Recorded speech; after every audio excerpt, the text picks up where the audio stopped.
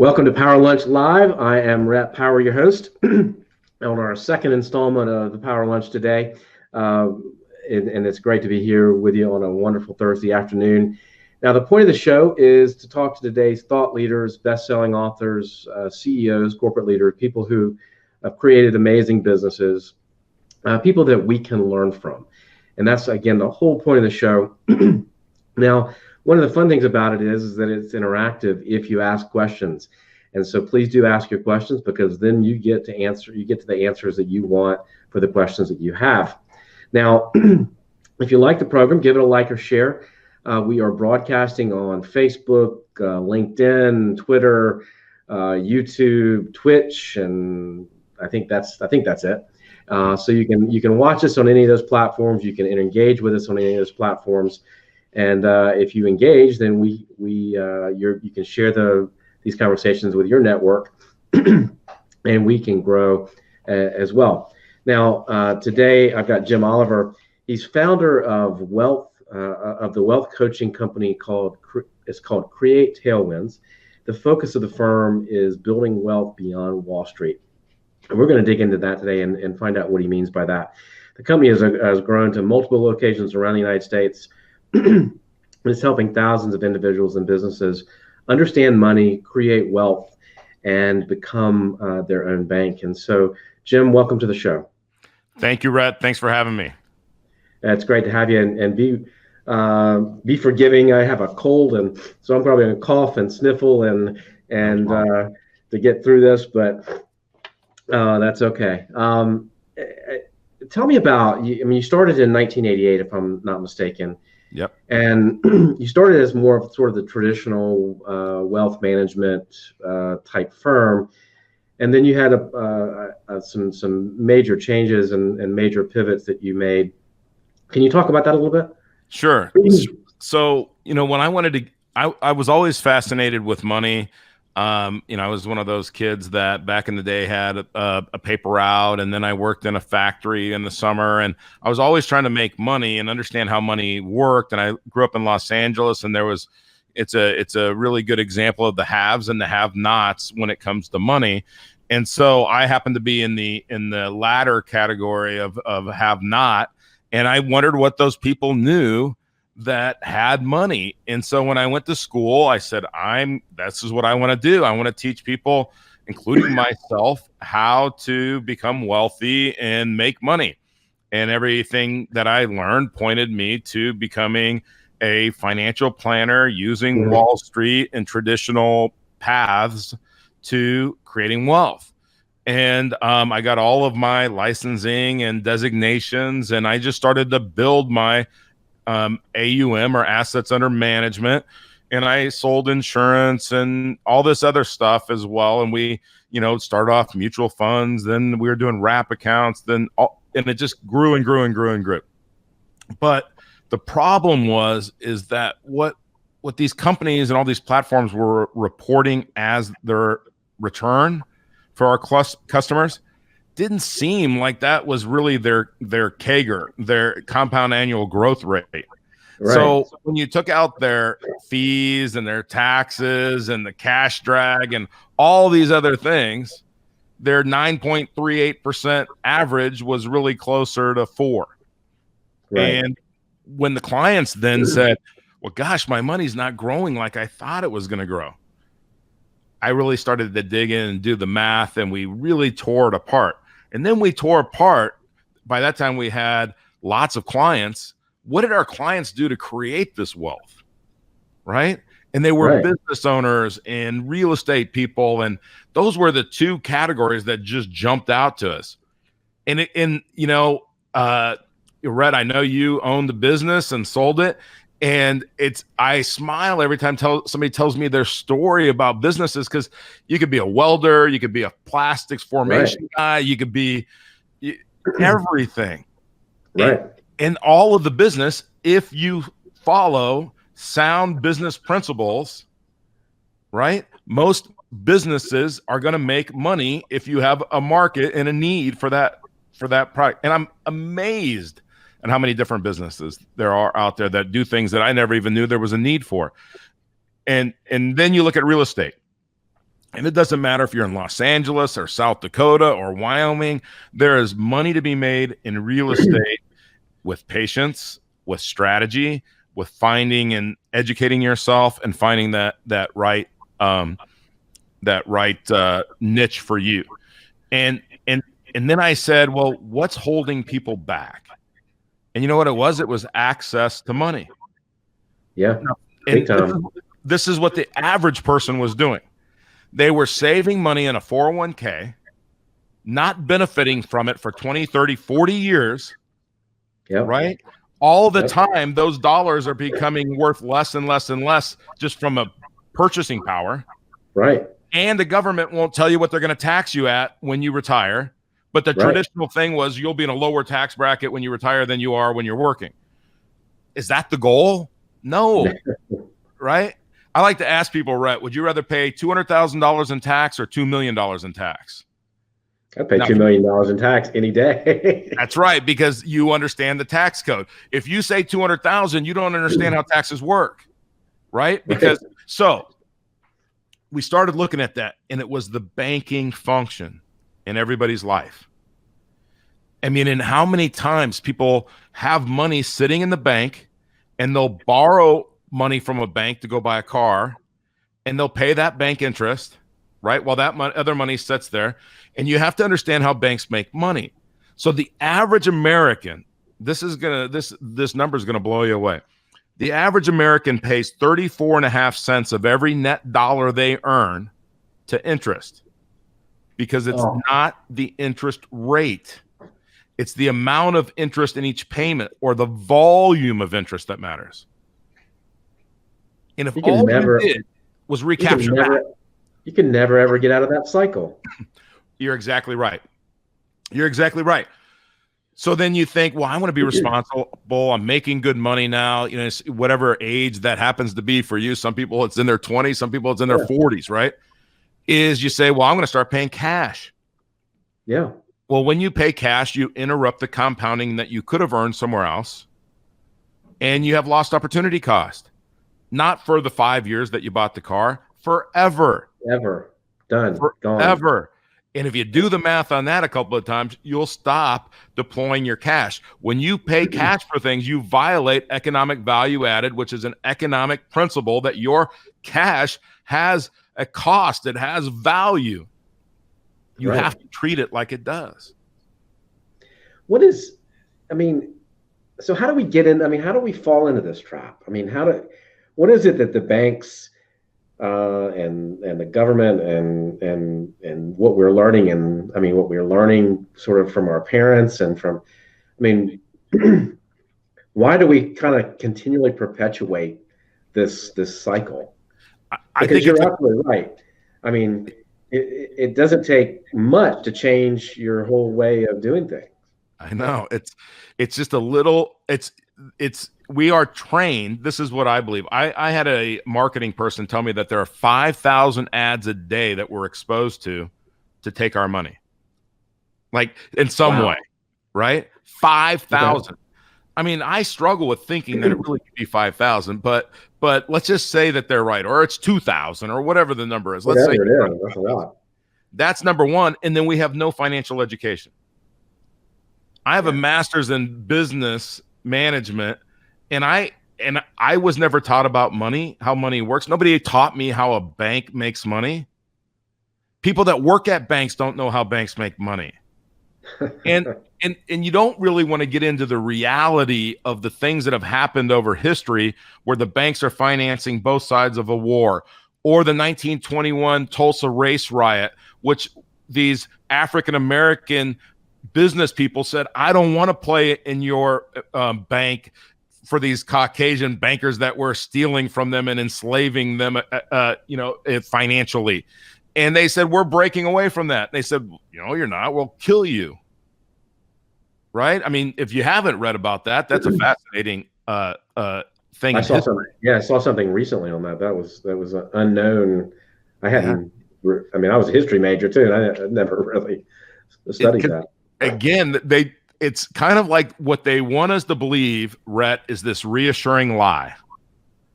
And they and who's they? I mean, the government, Wall Street, and the banks. Okay. Now this isn't some conspiracy theory, and we don't have 10 foil hats or anything. Okay. Right. It's just the way that it works with money.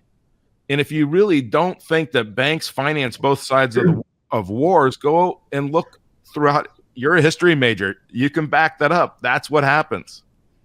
Yeah. No, it's yeah. So how do we break out of it? So let's say we're having this conversation and I'm sitting across from your desk, and I say, Jim, man, I sold my business. But I'm not. My money isn't growing like I think it should. Yep. And how do I take that and how do I use it better?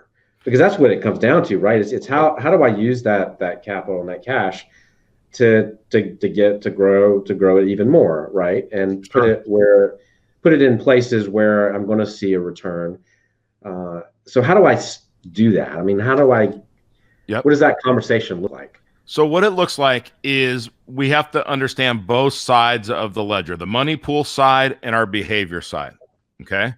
And what we need to do is we need to build a money pool that we can use for our behavior. And what I mean by that is there's a very specific type of life insurance contract that corporations and banks own. It's called BOLI for bank-owned life insurance and COLI corporate-owned life insurance.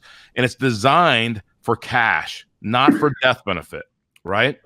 In fact, the government, Rhett, limits how much money a bank can have in these types of contracts. It can only be 25% of their tier 1 assets.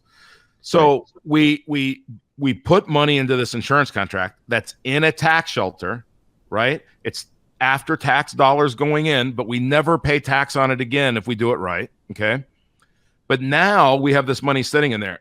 And unlike the traditional life insurance agent that would tell you leave your money in there so that the company can manage it and pay you a dividend forever and ever and ever, okay, no. We want to use that money, and when we need to go buy cars or equipment for our business or to buy another business or buy real estate or any of those things, we're gonna take a loan against that cash value. Now, here's the cool thing, Rhett, is 95% of life insurance agents don't understand that when I take a loan against my policy, my money doesn't go anywhere. I'm borrowing the insurance company's money. So in essence, I'm collateralizing my money while it grows in a tax shelter. Wow. Now, I take the insurance company's money. Does this sound like a bank? I take the insurance company's money and I go invest it. Or I go buy my things that I need and I recapture whatever interest that finance company was going to charge me, I'm going to pay myself now. Yeah. That 34.5 cents, it's going to come to me, which means what? I can use it again and again and again. And pretty soon, it doesn't happen overnight, but pretty soon I'm going to have an ever increasing pool of money to go deploy to either make me money or save money. And if I'm saving money, I'm making money. So how long does it take before you have to pay that money back into that? So you don't, it's actually an interest only loan. So technically you don't have to pay it back, but we recommend that you do because we don't want to violate EVA because that you would have had to pay the bank for that equipment or whatever it was. But if you put money in there today, you can get a loan within the first 30 days that you put the money in. And then normally after that, because that's just when you're establishing it, takes just a few business days to get the money. I always think of it like this, Rhett. If I would loan you $100 million and the only terms of the loan is that in 1 year you had to pay me $5 million of interest, would you take the money? Yeah. Right. Because you know what to do with it, right? Yeah. Now, so play along. Let's say you made me that same offer. What I'm going to do is I'm going to take that $100 million and I'm going to go buy $500 million worth of real estate because I'm going to leverage the bank's money, 80% loan to value, right? And I'm going to get 5% return on that. That's 25 million bucks. You don't even have to call me to collect the money. I'm calling you in a year. I'm paying you your 5. Yeah, I'm paying you the 5. I'm going to buy lunch, Rhett. I might even fly down to Brazil and buy you lunch, okay? Because I'm keeping 20 million. and Right. I'm happy. And you say, hey, do you want to pay any principal back? No, not Yeah. this year. I'm good. See you next year. Write you another check. Yep. Right? Do that year after year after year, man. Year after year after year. And now that's how you break away from the herd of that traditional work hard, get a good job, put all your money in a government qualified plan that you don't control the rules, and that we're not going to tell you how much we're going to tax you later on 20, 30, 40 years from now. Right. So you could hope Right. that they don't take advantage of you, but hope's not a very good strategy. No, it's not a strategy at all. Yeah. What is so what do you mean by becoming your own bank? Is that what you're getting at? What I mean really is taking control of the flow of your money. And Okay. okay, so think about this. Banks, Wall Street, and the government, the IRS in particular, and the government, they're very good at getting money to flow to them. Right. But individuals just have money flow away from them. And Yeah. Rhett, there's a quote that says if all of the money in the world were divided equally among all the people in the world, okay, popular in some political circles right now. Yeah. If that happened, within 10 years, 97% of the money would be under the control of 3% of the people. Like now, why? Right. Just like it is, because those people understand how to get money to flow to them, not away from them. But we're trained, back to your question of just a bit ago, is we're trained to let that money flow away from us, and that it's just part of life. And as long as we, the average American, as long as they've got their nice truck or their nice car and they've got their boat and maybe they're doing really well and have the, weekend lake house or beach house, okay, fine. Right? Yeah. But we got to get money to flow to us. Other people's money to flow to us. That's a change of habit, though, isn't it? Is the money, is it flowing out because we have bad spending habits, or is it flowing out? I mean, is it smart to really own that beach house, which is a huge investment in time and money out as versus money in? I mean, is this a result of our habits, or is it where we're? I mean, as you were talking about, is it where we put our money? I think it's our habits, but think about this, Rhett. If this was the thing, your wife comes to you and says, I want a beach home, wherever it is, doesn't matter. And you said, okay, honey, we can have that beach home. We just got to go buy some assets that are going to pay for it. Well, now think about that. How big of a beach home do you want? Well, it depends on how many assets you can buy and how much you can get to pay for it. So when I bought my first house in Florida, I bought some other condos and rented them out to pay for the house I bought.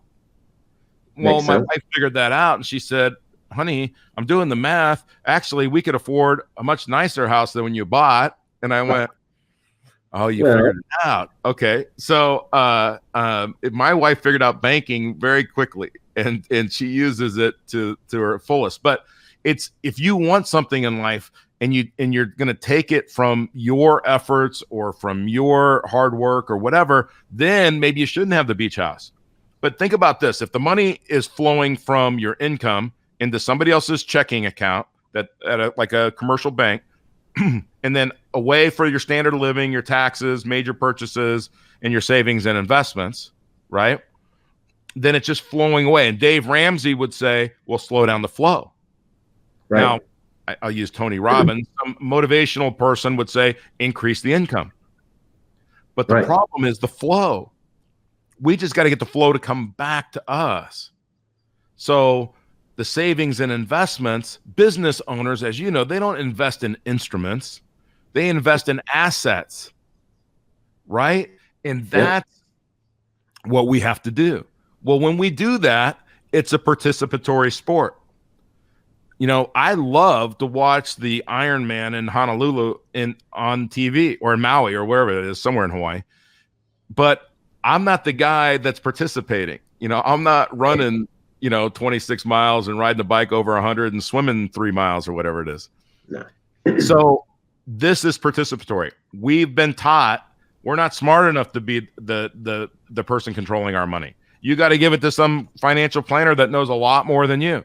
Well, if they know so much more than you, Rhett, why do 96% of them not outperform? Only 4% outperform the index. Why would I ever pay for that? Why would I give my money to somebody that doesn't make more than I do? Right. A lot more than I do. I had a guy the other day say to me, "Hey, Jim, I'm thinking about hiring a financial coach." And I said, well, to do what? Well, to budget and do this and this and this. He gave me this long list. And he said, what do you think? I said, I don't know. Is the guy wealthy? He says, I don't know. Well, like again, you wouldn't hire me to be your Ironman coach because I don't know how to do it. I've never done it. Right. But you hire people to be coaches that have expertise. Right. Right. And, Wall Street's the only place in the world that you drive up in a Rolls Royce to take advice from somebody that took the bus to work. It doesn't make any sense because they got the right suit on, the right shoes, the right watch. No.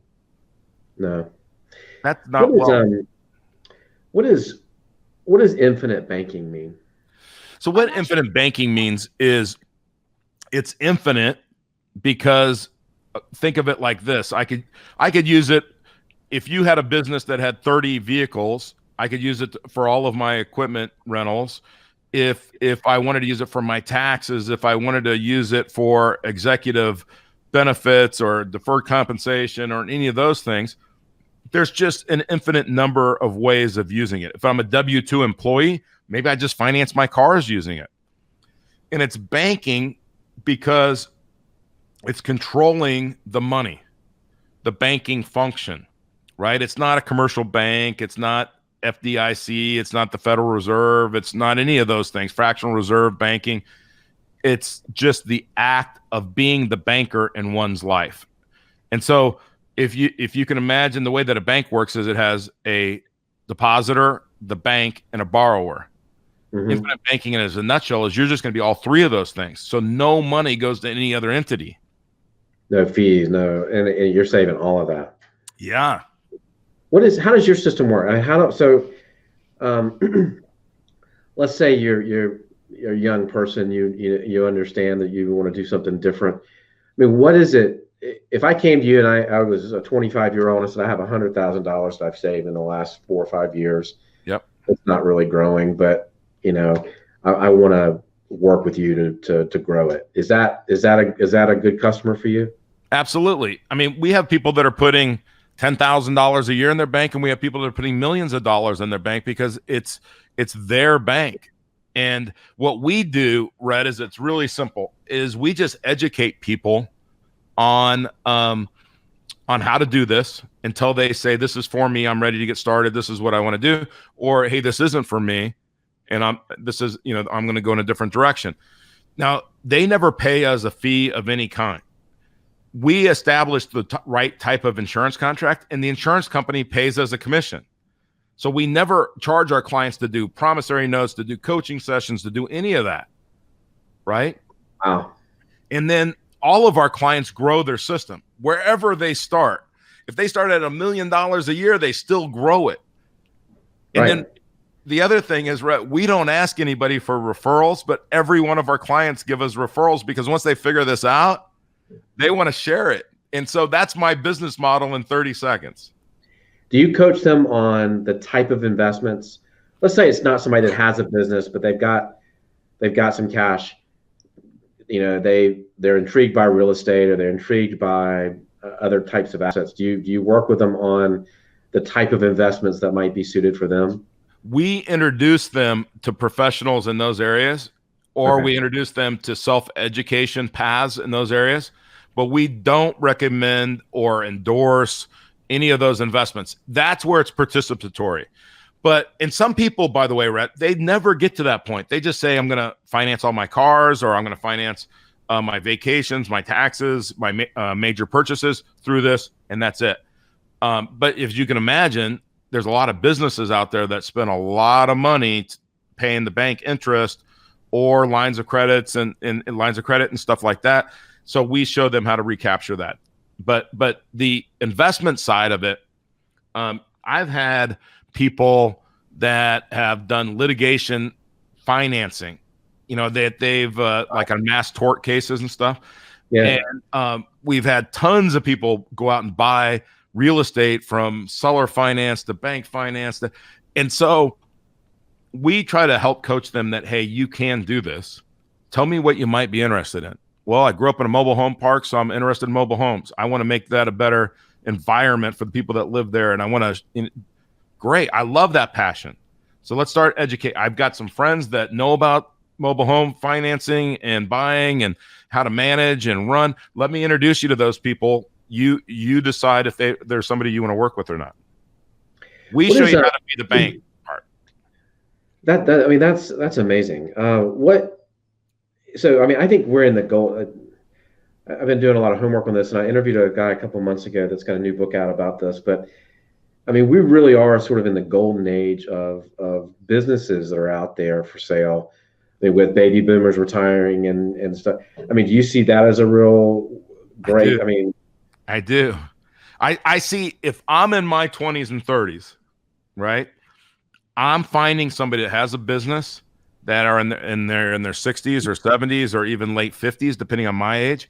And right. I'm saying, I want to learn from you and I want to buy this business, right? Yeah.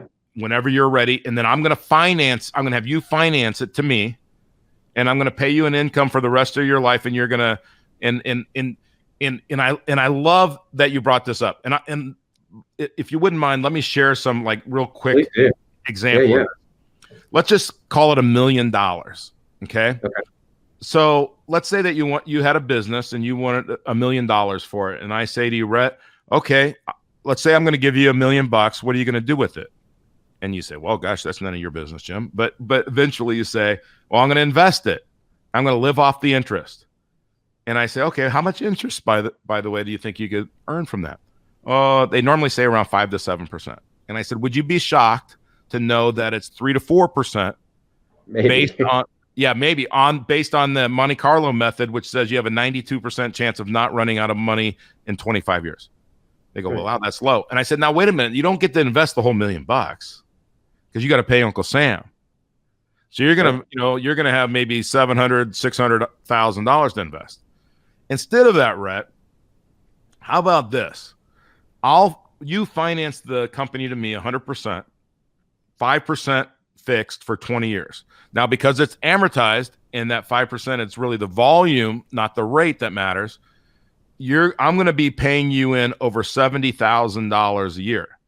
Now, remember, you were going to get 3% on 600 grand, 18 grand a year. Okay. So, and I'm going to pay you 70. So here's what we're going to do though, because I know what you're going to say. Well, in 20 years, Jim, you stop paying me. Right. Okay. So let's take out 50 grand a year as your income. And that other 20 some $1,000, we're going to put in a life insurance contract. Okay. Now we're going to use that money the whole time buying things and recapturing interest. But in 20 years, we're going to have a lot of cash in there. We're going to take that, and that's going to be your income for the rest of your life. And God forbid you get hit by a truck somewhere in between, your family's going to get a tax-free death benefit. Right. And we're going to have long-term care in there as well. And now that's how you can go out and buy a business if you're in your 20s or 30s. And that's incredible. And it's math. How do you do it? Let's say I want to get into that further because, and I wish I had thought about this before I did an exit. But how would I do that if let's say I wanted to use this as a growth strategy? Buying and expanding as a growth strategy for the business, buying other similar type of businesses or other up or down the supply chain or whatever it is. Is it applicable to that as well? Absolutely.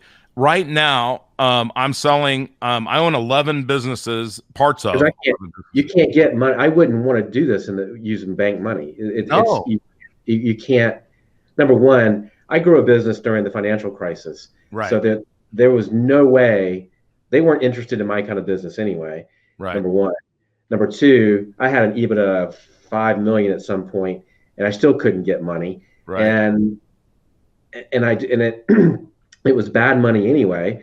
Yep. And then I mean we looked at everything from purchase order financing and all of that, and it just there were no good options. But this Yeah. sounds Yeah. like it's perfect.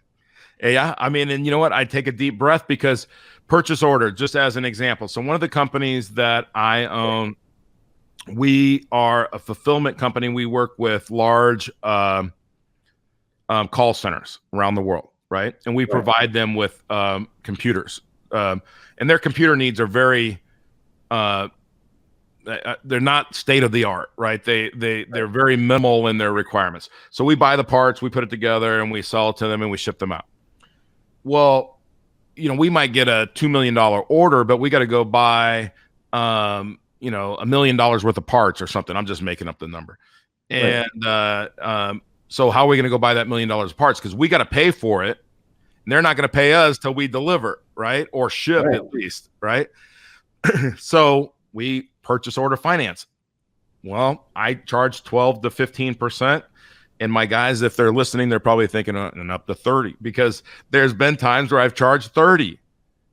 And it's a lot of money. So you can use this for those kinds of loans. And remember, you're not using your money, you're using the insurance company's money. So your only cost is the interest on that money while the loan's out. And but what I love about what you said is, let's say somebody comes in and like right now, I'm selling 50% of one of my companies to a big computer company. And I could very easily, we're in the negotiation stage. I mean, we've got a letter of intent and everything, but we haven't decided how it's going to be paid out. I could say, hey, don't pay me in a check. I want you to pay me over the next 20 years under these terms. Right. And I'm going to get a lot more money, because if you think about it, it's like a mortgage. You end up paying double.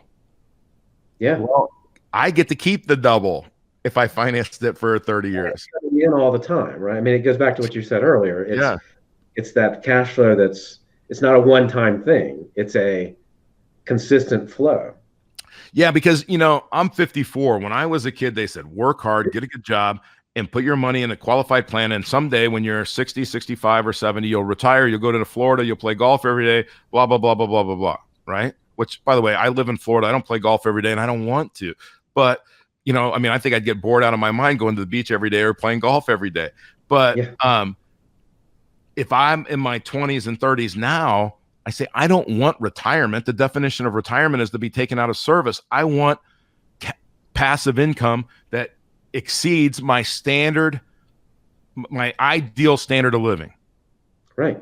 And I'm financially independent. I'm financially free, whether I'm 40 years old, 70 years old, whatever it is. I decide. I'm in control. All we really want is money equals choices. Choice equals freedom. That's what we want. So what would so if I came in and I said, okay, look, Jim, I want to try this out.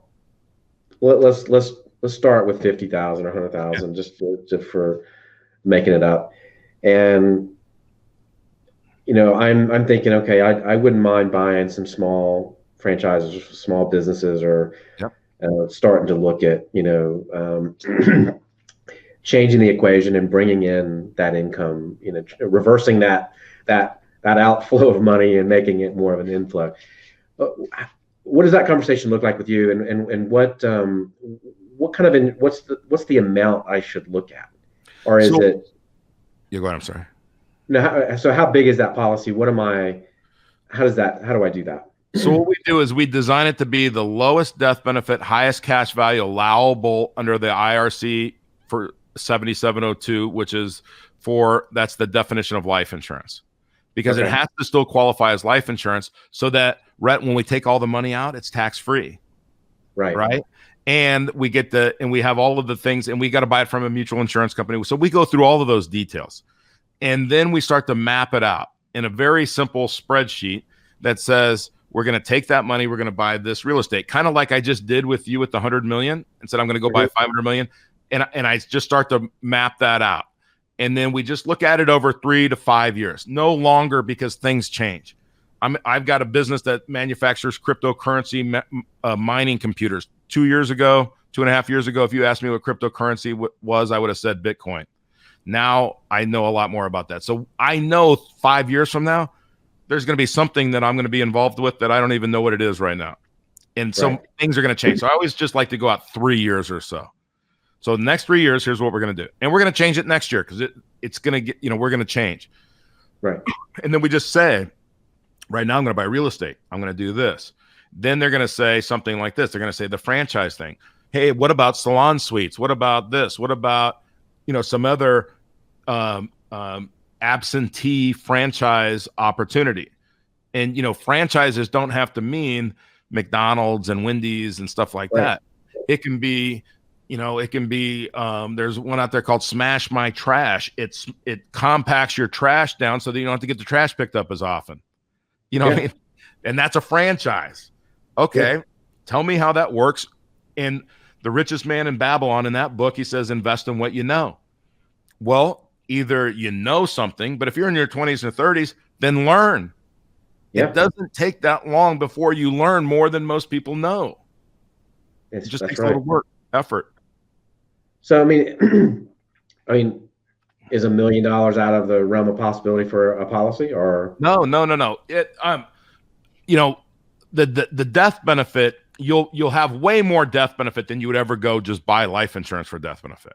You'll get to, Rhett, the maximum that you could have on your life, because as you grow your system over time, let's say 10, 15 years, you're not only going to have policies on you, you're going to have policies on your wife, on your kids, on your, for me, grandkids, and you're going to, on key employees. I put it on key employees. And so all of my companies are protecting my business partners. I just bought some real estate in Tennessee. We're all putting these types of policies on each other, and they just grow, right? And so there'll be a point where there's amount of death benefit where you'll say, I don't need any more death benefit on me. I'm going to put it on this key employee. Now, I own it, the policy. I control it. I own the cash. I own the death benefit, everything. Now, if it's a really good employee, I say, okay, you've been with me for a long time. I'm going to immediately vest you in some of this cash, and I'm going to immediately vest your family in some of this death benefit. I could do that if I want to. I control it. I own it. Yeah. And the whole time while it's sitting in there, I get to use the money for the business. That's brilliant. That's just freaking brilliant. Yeah. It's really cool. And it's changed my life, Rhett. I mean, it has. I mean, I was doing well. I was comfortable and happy, but I felt like I was missing something that the super wealthy always kind of knew. Yeah. Right. And if you want to get a banker excited, somebody that owns a bank, tell them you got another one for sale. You'll get their attention. I promise you. That's right. I believe that. Yeah. So how do people reach you guys? So you can do a couple things. We have a website, createtailwind.com, and you can sign up for a free coaching session right on the website. Again, when I mean free, there's no sales pitch. I'm just going to show you this in detail. And at the end of it, you're going to say, man, I'd like to learn more. Or I really don't want to learn more. It's just our style is education. And do you have groups of people who are doing this and investing together and stuff? We do. We have groups that have gotten together kind of organically, and we're actually looking at putting together some other groups. We got to make sure that we're following in, line with compliance and insurance laws and everything, and not giving out that advice. But we're trying to make it more kind of group oriented. But I just got off of a call right before this recording with a group of pilots from Spirit Airlines.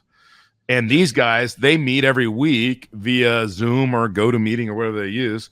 and they had some questions because they were kind of getting in the weeds on using this a little bit. So we just spent an hour going through with them, answering their questions, going through that. Now, these guys most of them are real estate investors, but there's also some business owners in there and guys that are kind of like serial entrepreneurs that are always looking for other businesses and other opportunities to buy.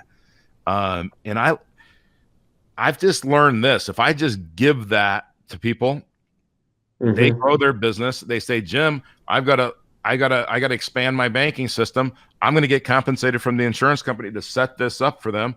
I'm going to help them manage it, everything else. They're going to get, I'm going to provide more in value to them than I'm going to get back. But I know that's just the law of reciprocity. I've been doing it this way forever, and it just works. Yeah. Why mess with it if it works, right? I know. That's how yeah. Well, and you're also providing a value and something to people that it doesn't really, I mean, at the end of the day, right, that there's a lot of satisfaction in that, helping people change their lives.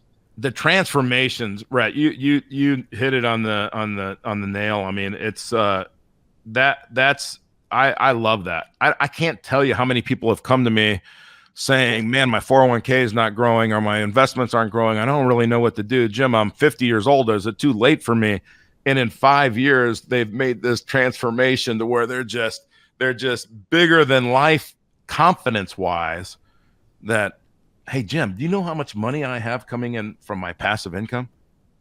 I mean, I'll give you an example. A guy that happened to be down here in Florida, and we went and had, I think we had lunch or breakfast. And he said in 12 or 15 months, he had generated $7,000 a month of passive income.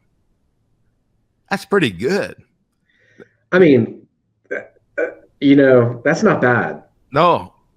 Project that forward. Yeah. You think about, I think about that, with my father or older relatives. I mean, think about that in retirement. $7,000 is a lot. Yeah. I mean, if you were just generating that, right? Right. I mean, some people could retire on that. Some people are retiring on a lot less than that. That guy did that happily. That's right. They're playing golf. They're going to the beach. They're fishing, whatever they do every day. Right. And excuse me. So I always think, well, what's he going to do in 5 years or 10 years? Yeah. And there's no reason to cap it. Right. There's no reason to stop. No. I always say my obituary is going to have that's where my resignation is going to be. It is in my obituary, right? There's retirement. Why would I ever retire? Not if you're having fun. Yeah. I mean, if I was a pro golfer, I would dread the day they were going to make me retire. Right. That's right. If that was what my passion was. I mean, to me, it'd be tedious. I don't know if I could play golf 4 days in a row the way those guys do. Not really, no. But hey, to each his own. Yeah. Well, what's your advice to? Because I think you said something earlier that, I've always thought is a real breakdown, and I don't want to get into education policy and all that, but we really don't do very well as parents and as educators and about financial literacy. Yeah. Because I know so many people. I mean, I talk to a lot of young people, and when you're 20 and you've got American Express and credit card debt, and that cycle just and most Americans are in this problem, right? Yeah, that's where right. They're just. I mean, this seems to me as a way to almost get out of that too. It absolutely is. We show people, if that's where they're at, we show them how to get out of debt and then start doing these things. We meet people where they are. But this financial literacy thing, this is what we should be talking about in this country, because we don't get a financial education. I mean, think about this. A doctor could go to school for 17 years. Yeah. They're going to come out and make 7 figures in some cases, right? And they're going to be running multi-million-dollar businesses, and they've never taken one business class, and they've never taken any classes on money. No, I mean, I came out of college with credit card debt because there was no business for me having a credit card when I was a freshman in college. Right. Right. You come out with school debt most of the time. Yep. And to me, it just seems like that sets the tone for your ability. I mean, and I think I started out when I came out of college at 18.5 in my first job. Yeah. And, it's like, there's no way to get out of that cycle. There isn't. In fact, think about this for a second. I know this is going to sound a little harsh, but if you earn $1 and you got to give somebody else 34.5 cents of it, and what are we told we're supposed to save? 10 cents, or 10 cents, 10%, right? Okay, so you earn $1 and you got to give me 34.5 cents, and you get to keep 10 cents. What are you? You're a slave. Yeah. I mean, I know that sounds harsh, but that's what we're taught to be. And the people that break out of that, and what you have to do is you have to start reading, and you have to start. I mean, we have the greatest education system of all time in Google. We can Google search things, and yeah, some of it's going to be full of crap, and other things are going to be right on. But guess what? We get to educate ourselves and determine the right. And I mean, it's easier to see what is full of it and what's not, right? And does it make sense to you? And then do the math. Well, Jim, this has been eye-opening, to say the least, and I need to have a conversation with you guys. Absolutely. But thank you so much, and we'll put the link on the program to the company so that people can be in touch directly and have conversations with you and your team. But thank you so much. Yeah, you're welcome, Rhett. Thank you so much for having me. I really enjoyed it. I love what you're doing, and keep getting this message out. Well, thank you, and thank you guys for spending some time with us this afternoon here on the Power Lunch. You can find out our upcoming schedule we've got a show tomorrow, and we've got obviously shows next week and onward. You can find out that schedule at powerlunch.live. And again, thank you for spending some time with us. Have a great day, and we'll see you tomorrow.